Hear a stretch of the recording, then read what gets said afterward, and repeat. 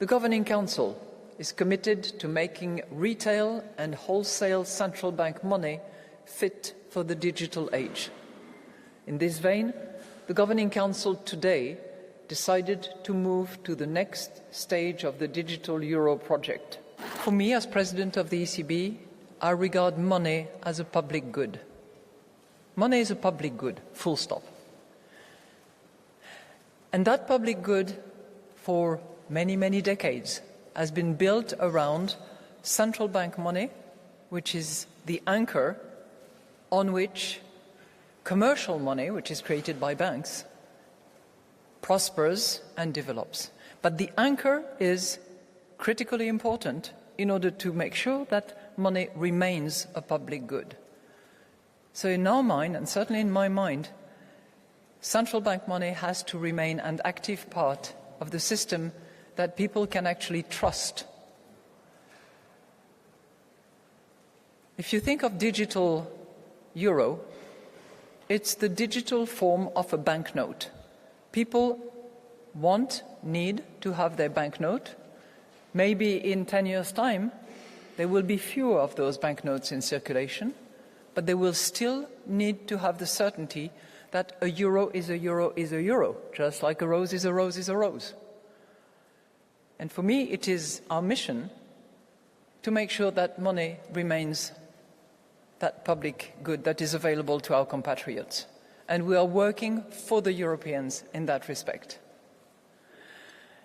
You know, when I hear that it's a project in search of a cause, I think that money as a public good, the sovereignty of the European authorities at large over their currency and the way in which money stands, this is not a project in search of a cause. It embodies the capacity of Europe to defend itself and to transact with a currency that is its own. There are many other reasons why, the digital euro is perfectly legitimate, valid, and will be cheaper, user-friendly, good for transaction throughout Europe and not just in various countries on a national basis. But the key points for me is money is a public good, central banks are the custodian of that public good, and central money issued by central banks has to have its digital form, because we're moving into a different era where not everybody will want necessarily to have banknotes. Thank you. Well, you did not ask me, but I will, before I answer your question, I want to say that I strongly agree with what the President just said. We need public money for the stability of the financial system. So the President is, as always, absolutely right. On the costs, I think it would be unwise to discuss costs before discussing the benefits. Currently, euro area banks only represent 1/3 of total activity on digital payments in the euro area. 2/3 of digital payments in the euro area are intermediated by non-European companies, both for digital payments at the point of sale and digital payments online. Now, the reason why this is so is that European Bank did not agree until now on ways to provide their services to the entire euro area. They don't have what is called in technical terms a rail, the infrastructure to offer their digital payment services to all European citizens. One of the main advantages for banks, there are many benefits for consumers, there are benefits for the stability of the financial system. One of the main benefits for the banks in the euro area is that once the digital euro infrastructure will be built, they will be able, by using this so-called open standard infrastructure, to use that rail and compete at European level, thus generating additional business, additional revenues. And there will be many implications in terms of sovereignty for the euro area, in terms of control of the information that travels with your payments. This is the first part of my comment. The second, the costs. Now, there are estimates on the cost of adoption, because the construction of the digital euro will be paid by the euro system. Okay? The cost, I don't know if the estimates which are available are correct, discussed numbers of about 6 billion euros for 4 years. Now, if you think that we have 2,000 banks in the euro area for 4 years, this means that the cost of adoption is a few €100,000 per year per bank. Now, even forgetting the benefits I just mentioned, then the costs of adoption are not so high. They represent overall about 3% of total yearly IT costs for the banks. So then who will pay those costs? Well, it depends on the competition on the payment market. If the digital euro will be introduced, competition will be higher and the banks will not be able to transfer those costs to consumers. So it will be limited, there will be additional revenues, and then the costs will be allocated depending on competition, and competition will improve. My question goes back to money and payments, basically.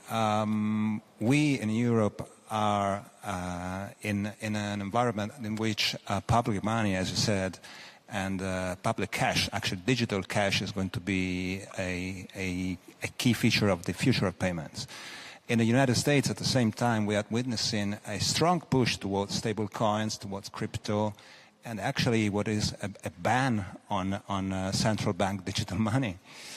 So it is paramount, as I understand, that we at some point reach an agreement that there is some kind of harmonization at the global level. Now, since you're back from the IMF meetings in Washington, my question is, at what stage is this process, at what stage are negotiations towards some kind of coordination with the US administration? Thank you.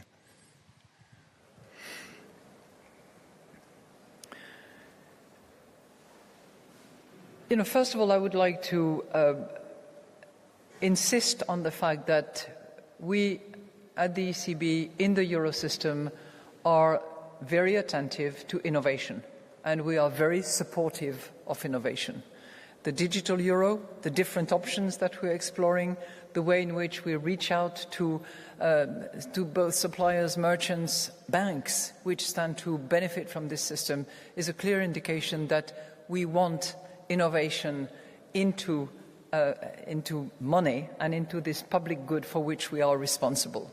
So for those who would like to argue that we are trying to stifle innovation, terribly sorry, but no, this is you're knocking at the wrong door.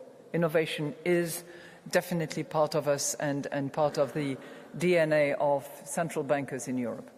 Second, we are also attentive to the regulatory framework in which private forms of money, certain financial instruments that I would not call currencies, and I'm here referring to cryptos, equivalent of currencies as they present themselves, but which are private form of money, such as stable coins, are launched, are reserved against, are made secure.